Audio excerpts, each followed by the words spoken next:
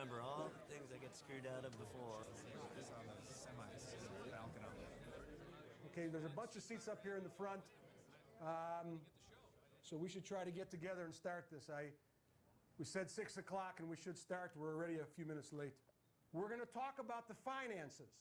It seems to me that there might be a concern that those rich guys are making money off of me.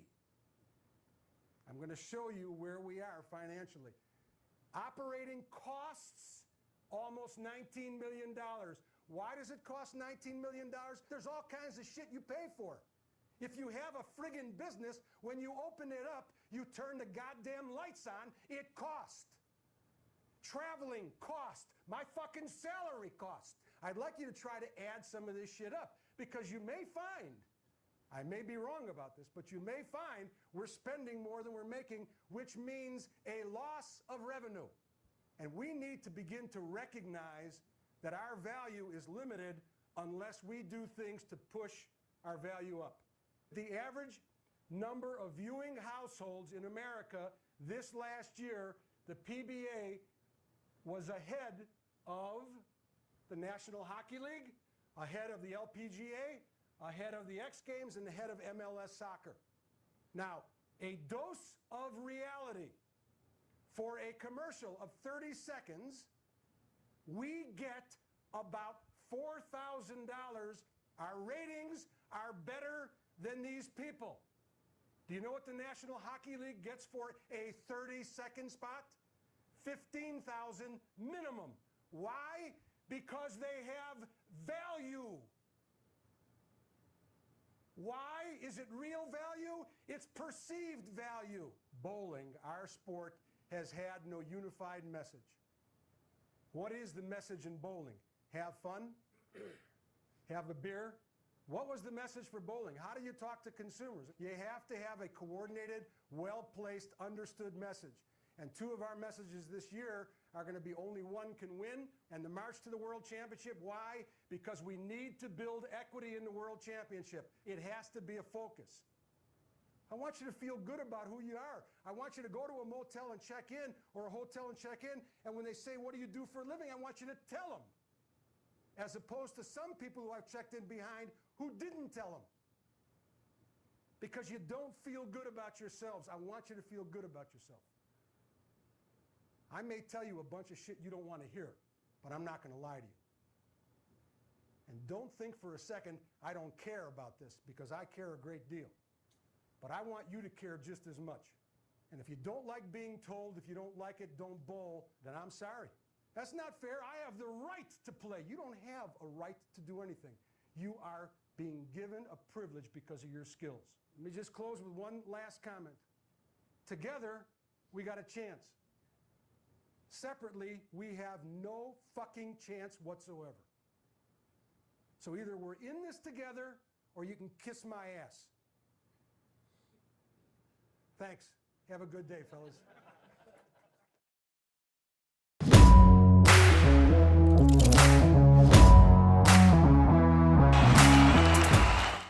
Gosh, this is Peter Godinez, and we just watched one of my favorite clips on the internet.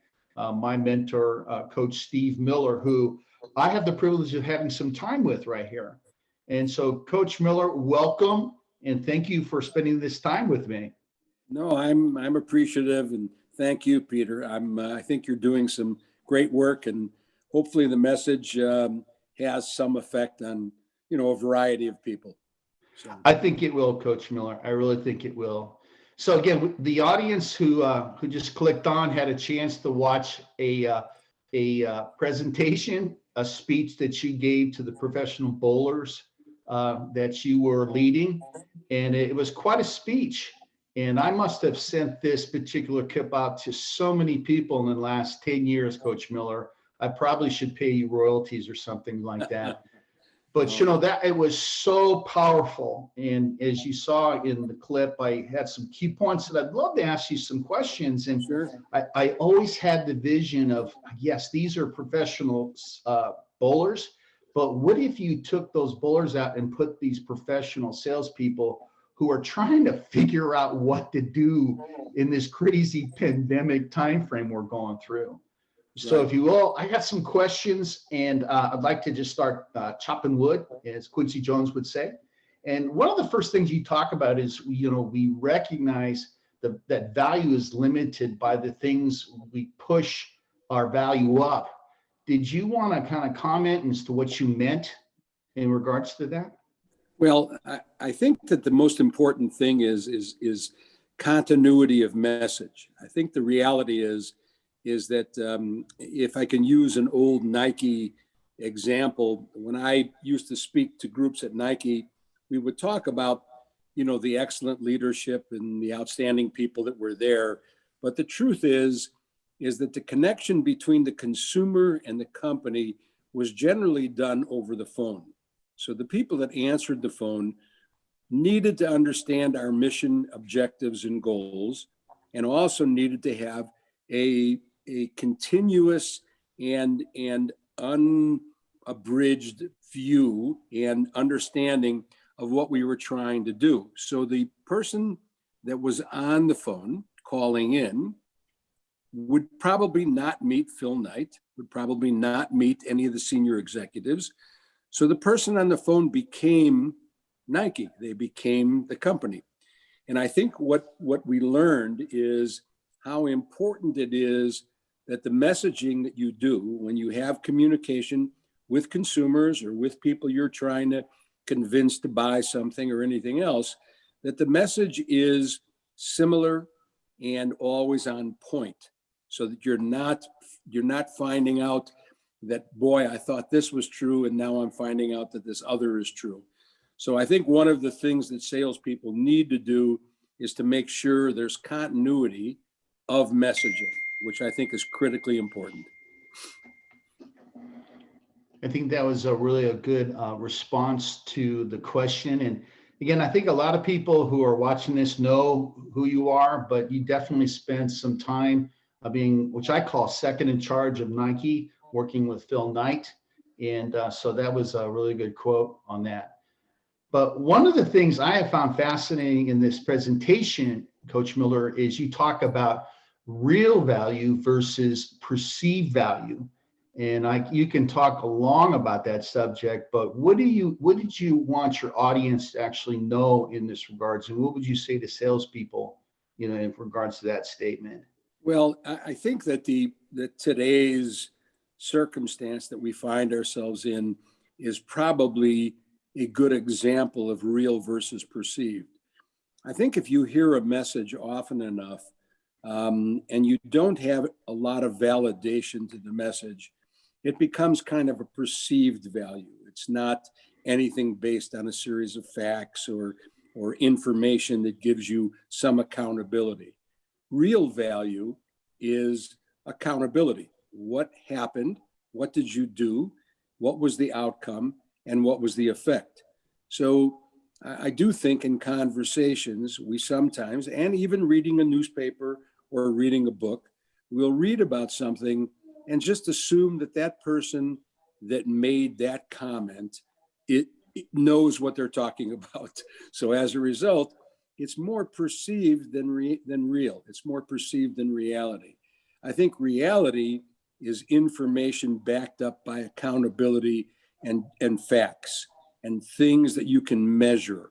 So measurable issues are more reality and perceived issues are more discussion. Okay, that's really powerful in regards to the message. So when you talk about a unified message, how important is that for a sales professional to make an effort in creating a unified message with the people in that particular person's environment? Well, it's actually critical. I think as I used the example early on about calling up Nike and either making a complaint or wanting something to find something out, the person on the phone becomes your connection to the company, and how they respond is frequently an impression of the company. Well, in the situation you're talking about in terms of sales, even though most salespeople are kind of a one-man or one-woman shop, They have a company that they're representing or a group that they're representing, and it's critical that the messaging of the individual salesperson is the same as the people that work for him or her, so that the messaging is unified, is similar, and is repeatable, and it gives people confidence to know that not only am I hearing it from this, but it's supported by these other conversations and these other things that I've read or seen. So validation of message and continuity of message, even though I keep repeating the same thing, is extraordinarily important. No, I would agree with you, Coach Miller. One of the questions that one of the statements that you made was building equity. And so how is it that a person who chooses to be in the sales profession, how do they go about building equity to their audience? Well, it's really, first of all, it's really important. Equity is critical. It not only substantiates what you're doing, but it's something that is tangible to the people you're talking to. When people make cold calls, they either have to have something to say very quickly to give themselves credibility, and that credibility over a period of time, if you bring in a lot of people as purchasers of whatever it is you're selling, that gives you equity. Equity is two things. It's really scalability. Is what we're doing scalable? In other words, what I'm offering you is something that can be offered to anybody, anywhere in the United States or globally. And is it sustainable? Are the things I'm telling you, or what I'm telling you, is it going to be here in 3 years? Is it going to be here in 5 years? So people want to know that they're engaged in something that is a model for other things and is also sustainable. Because what people don't want to do, as an example, is buy an insurance policy, for example, that gives you a certain amount of satisfaction, and you feel comfortable, et cetera, et cetera. You know, our numbers will never change. You can do this without a physical, et cetera, et cetera. But at the end of the day, are you going to be here in 2 years? Are you going to be here in 3 years? Are you going to be here? And is this business sustainable? And am I going to be part of something that has longevity? Because people want to know how what you're doing or saying to them affects them. We all are creatures of understanding what affects other people, but we're continually looking for things that affect us. And if you can create a message that says, this is for you, this is something specifically for you, and these factors can validate the fact that we're going to be here and that we're growing, and you could be part of this. No, I mean, just to build, Coach, what you're saying in the trailer of this particular movie, there's a little small clip of you, and you can tell that you're working out and you're fired up, and you basically are saying, we must build credibility. Does that fall in line to what you're talking about in terms of doing activity on a daily basis to be dealing with credibility? Well, credibility is a term. I think the strict, definition of credibility is that you've done something that people can find noble, or they find it, valuable, et cetera, et cetera. I think how you present yourself as a salesperson, how you articulate what your ability to be the command of the language, your ability to give people the thought that I'm talking to you and not someone else, their engagement, their feeling about what you're doing, they feel personally, personally affected, and they feel that you have a vested interest in them. I think one of the things that was most interesting to me, even though this is a kind of a far-fetched or something that a lot of people wouldn't have the opportunity, that I had, but I have spent time with President Clinton, who is one of the really great communicators in the world. Forget about whether you like his politics or don't. But at the end of the day, he was a person that looked you straight in the eye, and he gave you information that was pertinent to you. So his background and whoever helped him with that information about you made you feel as if you were the only person in the room. So when you get that feeling and you feel that that person really cares, that's part of credibility. They are someone who understands you. And then credibility, going back to the beginning again, is based on continual accountability and measurables. Can I measure what this person has done? Can I measure how he or she has been successful? Can I see that it has been accounted for? And as a result, I feel comfortable with the information they've given me, and it's not just hearsay or an addendum to the information, but specific to outcome. And that's the gaining of credibility. The interesting thing about credibility and accountability is that it's sustainable, because a lot of the things that happen in sales are organic in nature. In other words, people talk to other people. I had this experience with that person. I had this experience as an outcome. And as a result, what ends up happening is you internalize that, you begin to validate it because someone you know feels the same way.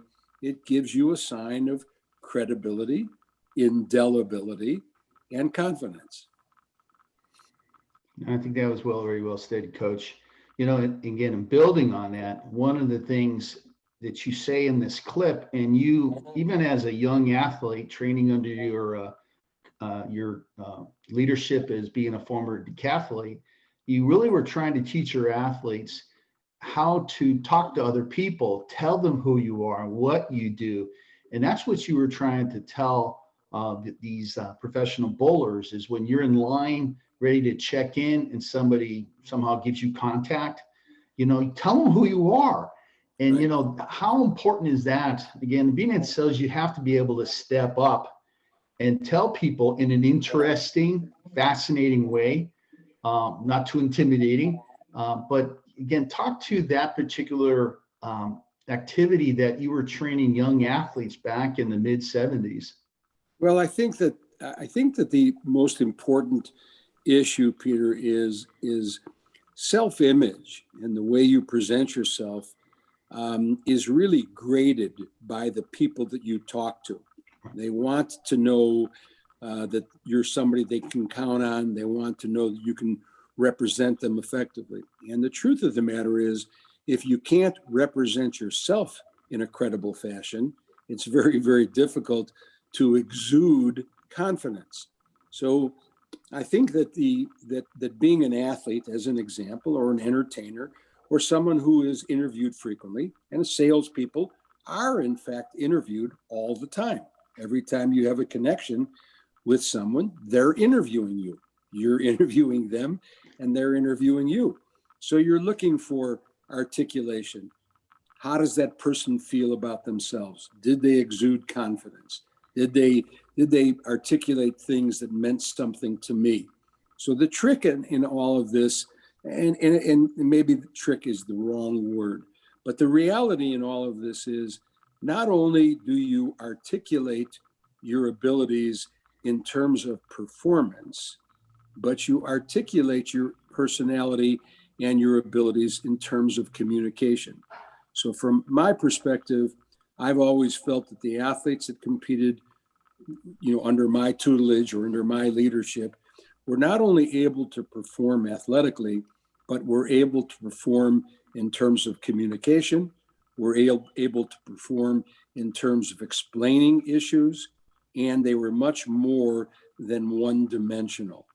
Because what most consumers feel is, oh my God, here's just another salesperson. Here's another person giving me information. It's another person doing this.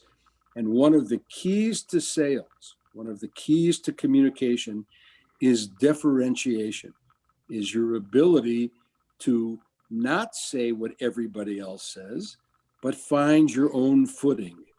And when you have your own footing, it gives you more confidence. It allows you to appear more confident, and it allows you to articulate in a more confident fashion.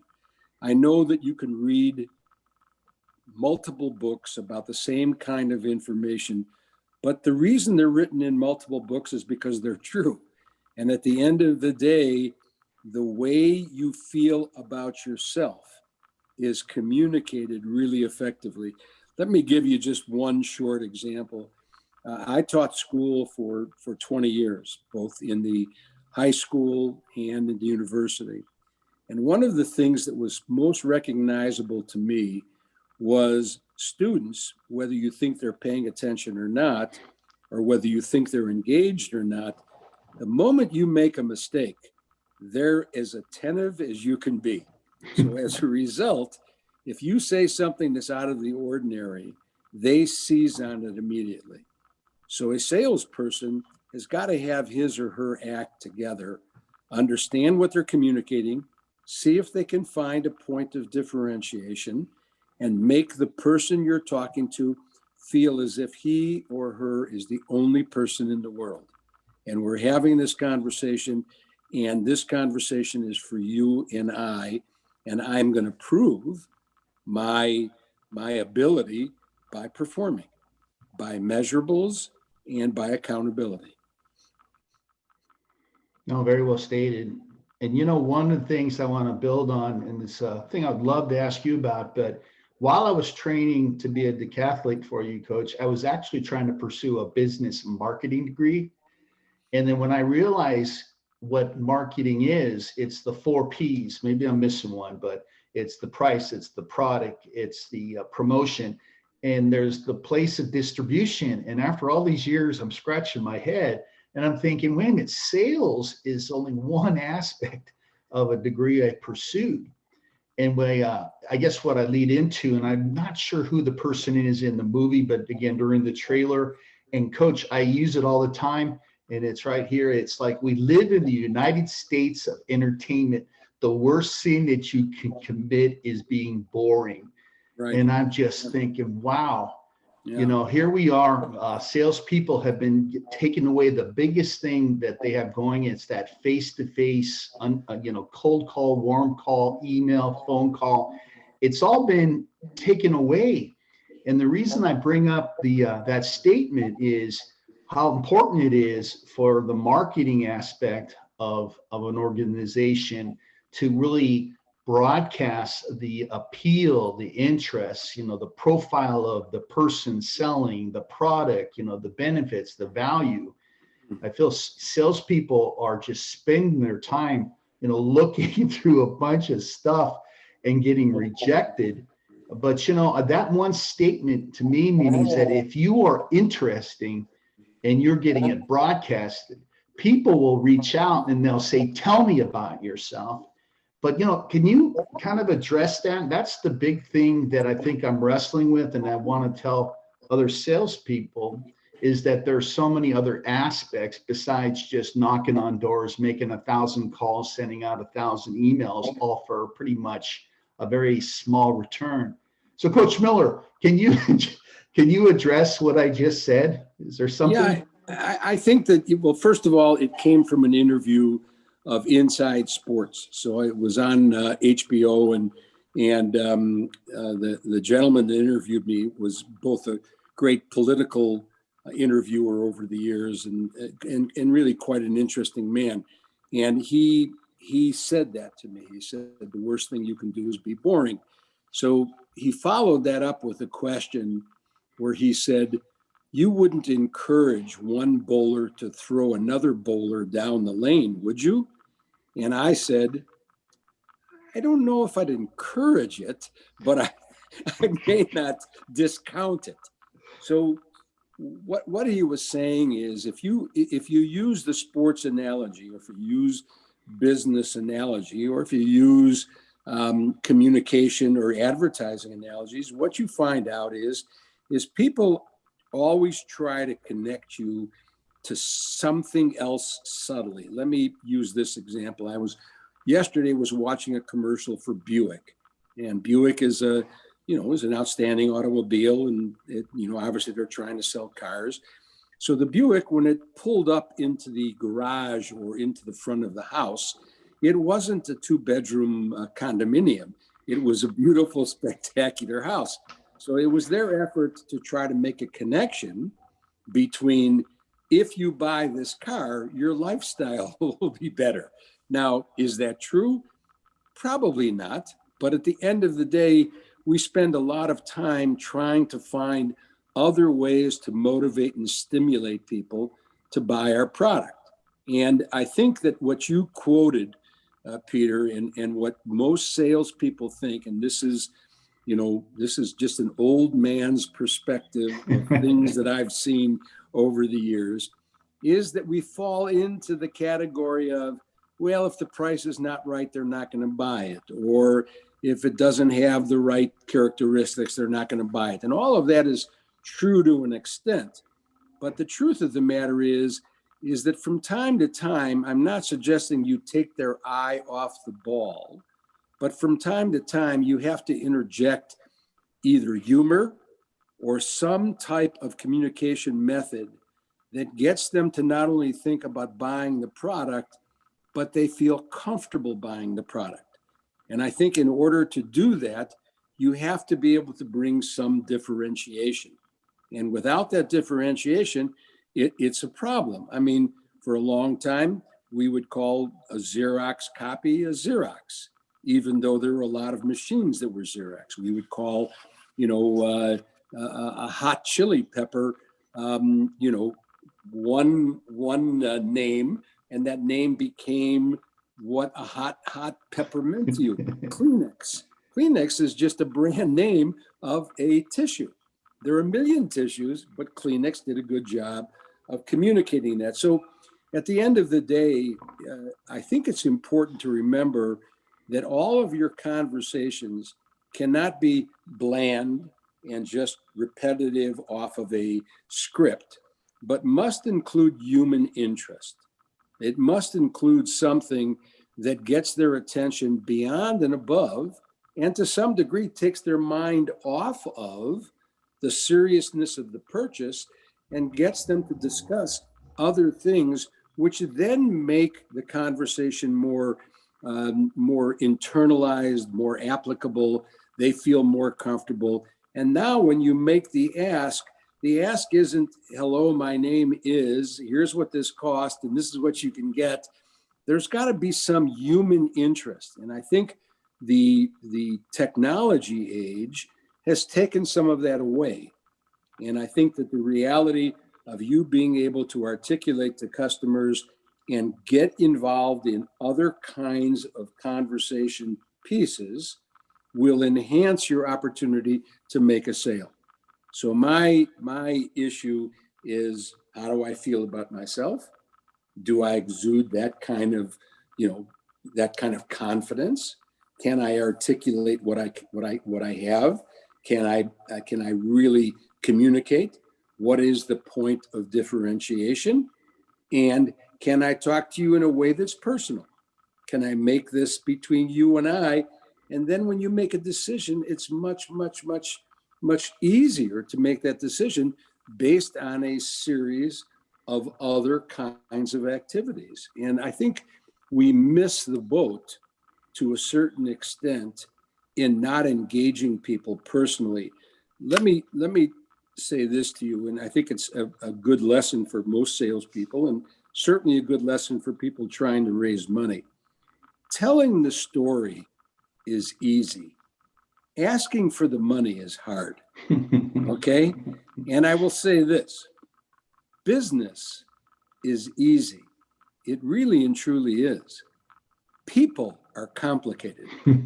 So at the end of the day, your ability to deal with people, your ability to articulate and to find the way in to those people is really critical to your outcome. It's not just a standard, here's the information, buy it, we're a big company, et cetera, et cetera. You've got to find a way to personalize it.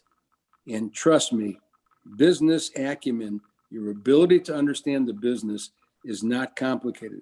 Your ability to understand people is really complicated. Coach Miller, I tell you, I do somehow, I don't know why, remember that statement said, would you know, the concept of throwing another bowler down the lane and doing Right. a strike. I don't know why I remember that, but it made me think through the years, meaning that seems to attract attention. You know, somebody just throwing a ball down a lane, how many people would that attract? If Yeah. Coach Miller picks me up and throws me down the lane and he does, you know, he gets a strike, crowds just start showing up. Right. And the reason I bring that up, it just came to my mind, you know, we've been taking away cold calls and emails and phone calls, and having the ability to say, call somebody and say, you know, this is Peter Godinez, and he says, who's this in regards to? I'm the guy that threw Coach Miller down the lane and got a strike. Would you put me Right. through? Right. It's like people somehow want a piece of that. Yeah. And I'm not encouraging. Yeah, there's no question about it. I mean, in the environment that I live in, as you know, I represent Andre Agassi and Steffi Graf, two of the great tennis players of all time, and as a couple, they're really an interesting group. Mm-hmm. I don't underestimate the fact that I'm able to get through to people because of what I represent. I don't underestimate the fact that when I was the head of global sports marketing at Nike, that when I said the word Nike, it was like magic. What I didn't forget was the fact that I don't know if I was making the impression or what I was doing and representing was making the impression. But either way, I seized on those things to bring up practical issues and to bring up how working at Nike or working with Andre and Stephanie is no different than working with you, working with people who have the same loves, the same affections, care about their children the same way, have the same problems, maybe not on the same scales, but we all have those difficulties. So the point I'm making is there's so many relatable factors in trying to get someone to identify with you and to create that equity, to create that indelibility is not as complicated as people think. It could be just, I served in the military and I see that you served in the military. I see that we're from the same neighborhood. There's got to be some level of continuity, some level of personal that comes in along with a professional in business. And if you lose that ability, then you become just one of a series of salesmen that are asking for something, and you're not giving them anything that they can get excited about or feel good about. So, and if it's not you, then it could be a current, a current circumstance or happening. Something's going on in the world, or we're all affected by COVID. So you may open up by talking about COVID and how difficult it's been and share some experiences. There are so many other things to selling than just product. A product is inanimate and really doesn't speak. You are speaking for the product, and your ability to articulate that and to line that product up with some personal circumstance is really the key to success. No, I would build on what you're saying, Coach Miller. I mean, I'm not going to be able to change the title salesperson to something else. Right. But, you know, I believe, in my opinion, in this world that we're going through change, that you have to be more than just somebody selling something. 100%. You know, you need to be working with marketing. You need to be working with other people who are touching your clients. Right. You know, you need to keep good records in your CRM. Right. You know, you need to have a digital presence. And the only thing I can actually come up with, and it came from one of my other mentors in business after I left your leadership, I'll give his credit, Dan Durbeck always used the word quintessential salesperson. And to me, that kind of addresses, maybe that's what you want to be moving forward. because the old song that mamas don't let your babies grow up to be cowboys. I hear a lot of songs, mamas don't let your babies grow up to be salespeople because, all they're trying to do is slam stuff past you. Right. So what you're seeing, Coach Miller, is really helping me and to change the imagery and the responsibility that people who choose to go into the sales profession need to step up to, and need not just to get out of the focus of just showing up interrupted, thinking somebody's going to take your phone call, or think somebody's going to respond to the over 200 emails that you're in competition with. And I like what you're talking about. You got to be somewhat entertaining, because if you can entertain somebody, at that point, you can actually present them if they're interested. And I wanted to build on, meaning that if, I'm sure Andre Agassi and Steffi Graf has an easier time calling somebody and saying, Andre Agassi's on the line, would you like to speak to him? Versus just Peter Godinez. Well, who's he? Right. No. So you're making a great point. It's not only entertaining. It's the relationship and connection to people. I think that we spend an inordinate amount of time, either because we're, I don't want to say lazy, but because we've been doing the same thing repetitively.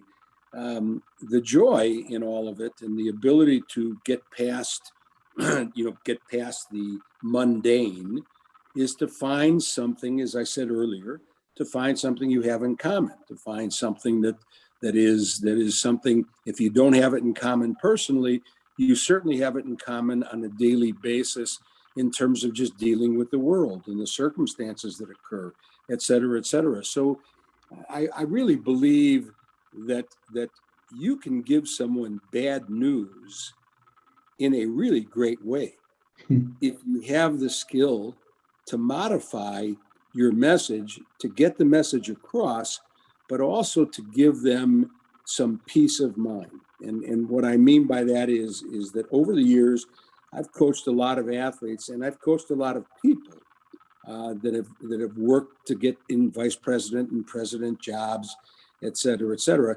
And what ends up happening is that you may have to give them tough love or tough information from time to time, but there's no reason you can't end with, but I will tell you what, I'm here to help you figure it out.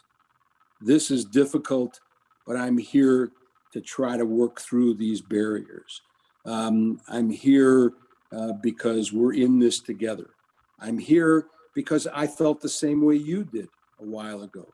So it's a matter of getting your point across, articulating the essence of what it is you're trying to sell or do, but modifying it and mitigating some of the risk by finding personal connection.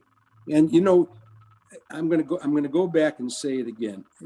Business is just not that complicated. People are complicated, and figuring out people is really what success is all about. Wow. When someone comes to me and asks me for an investment, we do millions of dollars of investments on an annual basis. Andre and myself and Stephanie and then our team, we evaluate the person that brings us the information, not the idea itself. Is this person dedicated to what it is they're bringing us? Is this person going to spend 24 hours, 7 days a week on the wall working, this investment? Are they people we can trust? There are so many great ideas and so many great products in the world that one of the things to break through that sameness is either through personality, through conversation, through the idea of being honest, through the idea of you being there when they need you. Those are the things you need to supplement just the information itself. And if you're able to do that, then you have a chance. That's powerful. And you just somehow wrapping it up. I appreciate this time. And I know a lot of people who are watching this are my fellow comrades, from Cal Poly San Luis Obispo, and even to this day. And so I wrap up and I know maybe you can't give an answer to it, but at the end of this particular presentation. I mean, you're kicking the gluteus maximus minimus of these professional bowlers. And in the last 5 seconds, you say, good evening, have a nice evening. You smile and they feel loved. I mean, Right. is there a method to that madness? I mean, I've always been intrigued by that it used to do that to us when we were athletes. We'd be scared out of our mind, not feeling real loved. And in a second, Coach Miller, you changed it saying, he does love me. So is there something you can say to that? And I want to just kind of wrap up with that particular question. Well, I think that's a good observation, Peter. I think that there's a couple of things here. And again, I think that some of the things I say may be redundant, or you may wonder where they come from. Number one is that everyone wants to be loved. Everyone wants to feel good. But giving people bad reviews or being hard on people is tough. And some coaches and some individuals, some bosses feel that that's what you need. I feel it's a combination of the two. I feel when I was at Nike, I had a series of people write me letters, not hundreds, but a series of people write me letters and say to me, no one has ever said no nicer. And I think the bottom line is I think in all situations, there are win-wins. I want to get my point across. I want to put the person on notice, but I want to tell them that I'm telling them this because I care about them. I'm telling them this because I really feel that you can be successful and you can do something special. The time you need to worry is when I don't talk to you at all. As long as I'm talking to you, we have got a chance. And together we have a much better chance than any one of us individually. Because when that athlete looks to the sideline or that salesperson looks to their home office, they want to have confidence in the sideline and in their home office. They want to know that they're going to get information that is going to help them be better. And as a result, being critical may help them, but being critical and not softening it, but letting them know the criticism is coming from your heart as opposed to just your anger is really, really incredibly powerful. And it's something that I think we have to recognize. And again, I'll finish up with this fact. Coaching, teaching, selling, running a business, for all of those people out there, I am telling you what, it's pretty easy. It is not complicated. It really and truly isn't. What's complicated is to elevate people's spirit, to get them to buy into what you're doing and to understand why you're doing it. And if you can do that, you can be successful. And I guess the last point is, you put together a business plan and you put your squares in there and you have your people that you're putting in there and you have a great business plan. But if those squares are filled with piss ants, you have no chance. Now, you could have an average business plan with a lot of really smart, great, energetic, enthusiastic people, and you've got a chance. At the end of the day, there are no great jobs, just great people. Wow. Thank you, Coach Miller. I mean, I think that should be a wrap. I don't ask any more questions that may ruin this, but Coach Miller, obviously, you know what I think you, respect, my care, my love for you. Thank you so much for giving this information. It's my job now to make sure it gets out and people take it and implement it and make their lives better. So with that, I'll say thank you so much for your time. Thank you, Peter, for giving me the opportunity to speak, and hopefully it helps some people and it can make a difference. Thank you.